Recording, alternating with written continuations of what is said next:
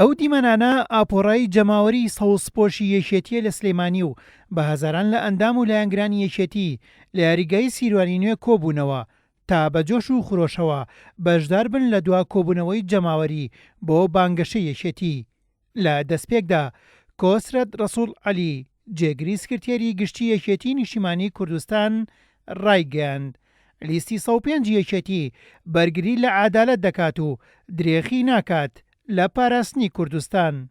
داواتانی دەکەم کە دەنگ بدەن بە لیستی 105 لیستی هەباڵی تێکۆشەرمانگان لیستی شەیدانش لیستی ئەو کەسانەی کە بەڕاستی لە دژێ زوڵم و زۆڵدارینە لیستی ئەو کەسانەیە کە دیفاع لە عەدالەت دەکەن هیوادارین هەمووتان کەسوکاری خۆتان ناساوەکانی خۆتان بەرن لە بۆ سەر سندوقی دەنگدان یەکێتی نیشتیمانی کوردستان هەموو کاتێک ئامادەیە لە پێناوی خەڵکی کوردستان خۆی بەخت بکات.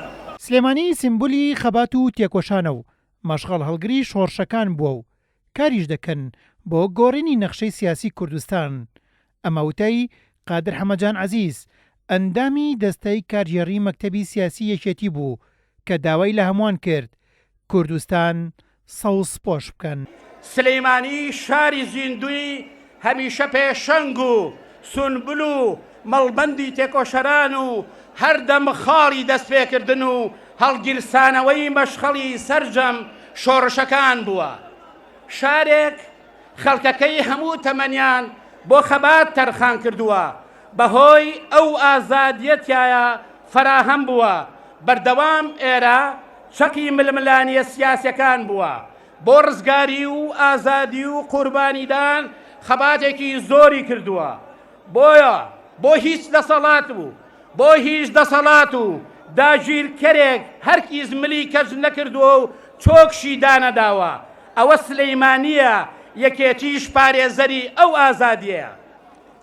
بە پشتیوانی خوا ئینجا بە پشتیوانی ئێوە ئاڵا هەڵگری ڕێبازەکەی یەکێتی و مامی گەورەی گەلی کورد مام جەلال لە سینۆ سەردەکەوین. مژدەی نوێبوونەوەی یەکێتی و چوونەوە سەر شاڕەی خۆی و دروستبوونی زەمینێکی بەهێز بۆ ڕێخستنەوەی هاوسەنگی هێز ئەو مژدەیە بوو کە لاور شێخ جەنگی بە گوێی یاروونەیاردا ڕایگەیاند.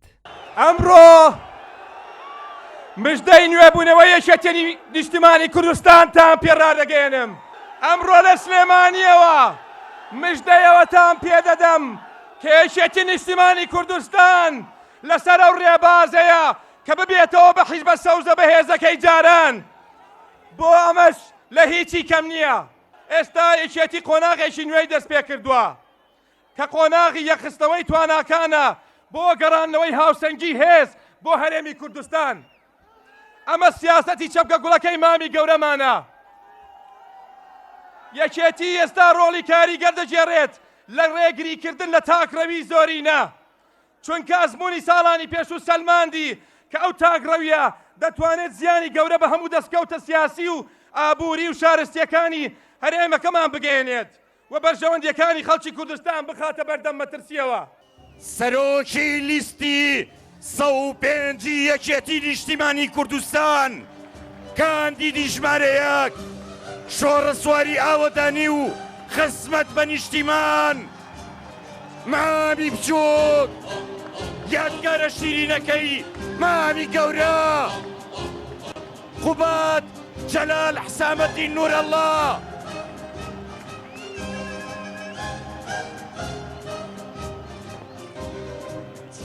پێشوازیەکەی لە کاندید لە سەرۆکی لیست پێشوازیەکەی لە مامی بچووک. لە نێو پشتیوانی و جۆش و خرۆشی هەزاران لەلایەنگر و جەماوەری یەکێتی قوبات تاڵەبانی سەرۆکی لیستی 105 یەکێتی ڕایگەیاند. یەکێتی دەتوانێت پاییزی زەردی خەزان بگۆڕێت بۆ بەهاری دڵخۆشکەر و ئاوەدانی بۆ ئەوەش دامەزراوە کە هیوا بۆ هاوڵاتیان بگەڕێنەوە. یەکێتیەکان بەپێی وەرز بێت هەفتەیەکە پاییز دەستی پێ کردووە بەڵام ئەوەی من لەم هەفتەیە بینیومە ئەوەی لێرە دەیبینم دنیا ڕەنگی بەهاری گرتووە سەوز پۆشە ڕەنگی یەکێتی گرتووە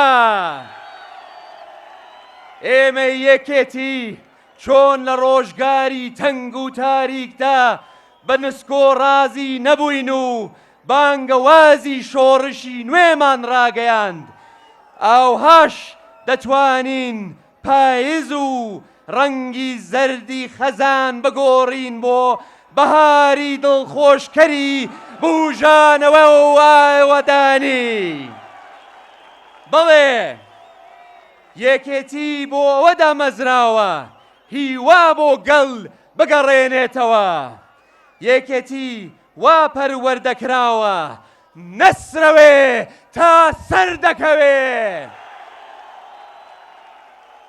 دڵنیابن لەوەی ئێوارەی ڕۆژی سی ئەم مانگەش هەمومان پێکەوە سەرکەوتنی گەورەی پرۆژەی ئارامی هەلیکار خزمەت بە چاوی خۆمان دەبینین.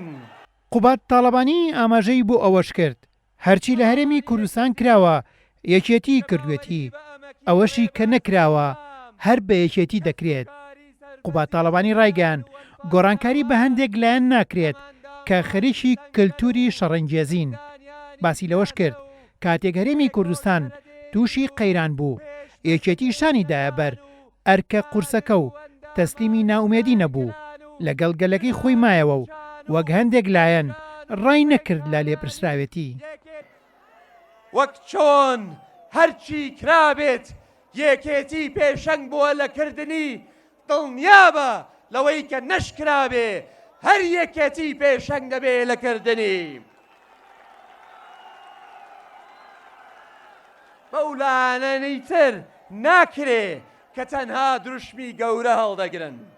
ئاخرەوان چۆن ئەتوانن گۆڕانکاری بکەن و ژیانی خەڵک بکۆڕن کە لە ساڵی 2008دا خەریکی بوژانەوەی کەلتوری شەڕە گەڕەک و شارچەتین.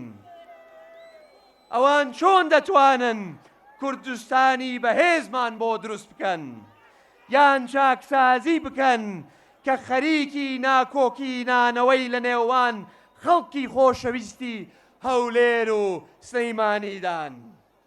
لە کاتێکدا بۆ ئێمە یەکێتی هەولێر و سلەیمانی بگرە دهۆکیش هەر کامیان پارچەیەکن لە ڕۆحمان. لەو کاتەی کوردستان دووچاری کێشە و قەیران بوو لەو کاتەی خەڵکانێک کەوتنە مزایەدە و جنێودان ئێمە لە شاشەکان دوور کەوتینەوە بەڵام شانماندایە بەر پرسیارەتی. گوێمان بەڕەخنە و ناوزڕاندن و تەشهیر نەدا چونکەن لێمان ڕوون بوو ئایندە بۆ ئیش و بۆ خزمەتە. لە جیاتیەوەی لە حکوومەت بکشینەوە و خۆمان لەبەر پرسیارەتی بدزینەوە ئیشمان لەسەر کار و پرۆژەی بەرهەمدار و استراتیجی کرد. لە کاتێکدا هەندێک گرەویان لەسەر کۆتایی ئەزمونەکە دەکرد و فاتحەیان بۆ دەخوێندین ئێمە تەسلیمی ناومێدی نەبووین لەگەڵ خەڵکی خۆمان ماینەوە. هەر لە درێژەی وتەکانیدا قوبات تاڵەبانی تاکیدی کردەوە لەسەر دامەزراندنی 50,000 هەلی کار و نێشتنی پاشەکەوتی موچە و گەڕانەوەی هەموو موچە پاشەکەوت کراوەکانیش. ئەوەشی وت دەنگەکان ئەمانەت دەبێت لامان لە باوکمەوە فێر بووم کە چۆن ئەمانەت دەپارێزم و ئەم هەڵبژارنەش هەڵبژارنێکی جیاواز دەبێت. دووپاتی دەکەینەوە کە لە ڕێی گرنگیدانمان بە کەرتی پیشەسازی و بە گەڕخستنەوەی کارگەکانمان 50,000 هەلی کار دەڕەخسێنین. ئەمانە جگە لە زیادکردنی هەلی کارە لە ڕێی گەشەپێدانی کردەکانی کشت و گاڵ و گەشتیاری. پێشتریش بەڵێنماندا و ئێستەش دووبارەی دەکەینەوە پرۆژە و پلانمان هەیە بۆ چاکردنی کێشەی کارەبا و لە داهاتووێکی نزیکتا بە چاوی خۆتان گۆڕانکاری گەورە دەبینن. ئەو سیستەمی پاشەکەوتە کە بە ناچاری و وەک چارەسەرێکی کاتی تفت و تاڵدانرا خۆشبەختانە بەشی هەرە زۆریمان لابرد لێرەوە بەڵێنجان پێدەدەین شتێک ناهێڵین لە کوردستان بە ناوی پاشەکەوتی موچە ئێستش بەڵێنەوەین بۆ گێڕانەوەی سەرجەم پارەی پاشەکەوتکراوی فەرمانبەران و خانە نیشانە خۆشەویستەکانمان دووبارەی دەکەینەوە لەم هەڵبژارنە دەنگەکانتان بە ئەمانەت بسپێرن بە ئێمە بەڵێن بێت ئێمەش بە ئەمانەتەوە 4 ساڵ دەنگەکانتان هەڵدەگرین بیرتان نەچێ من لە باوکمەوە فێر بووم چۆن ئەمانەت بپارێزم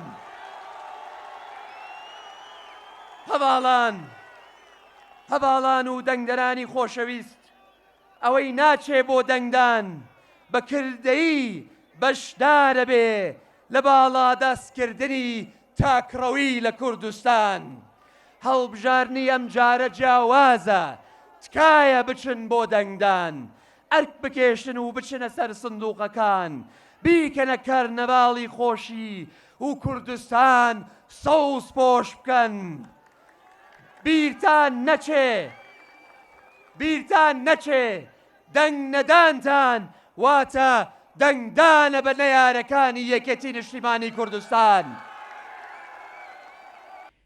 یەکێتی بە 100 کاندید بەشداری هەڵبژارنی پەرلەمانی کوردستان دەکات و چاوەڕوان دەکرێت لە خولی داهاتووی پەرلەمانی کوردستاندا هاوسەنگی هێز بگۆڕێت و کۆتایی بە تاگڕەوی بهێنرێت بۆ ئارامی بۆ هەلیکار بۆ خزمەت ڕۆژی سیمانگ هەمومان لەسەر سندووقەکانی دەنگدان یەکتری دەبینینەوە دەنگ دەدەین بە یەکێتی نیشتیمانی کوردستان دەنگ دەدەین بە لیستی 105 لیستی شەهیدان لیستی ئەنفۆرکراوان لیستی هەموو لایەک هەرشان و دەربەز و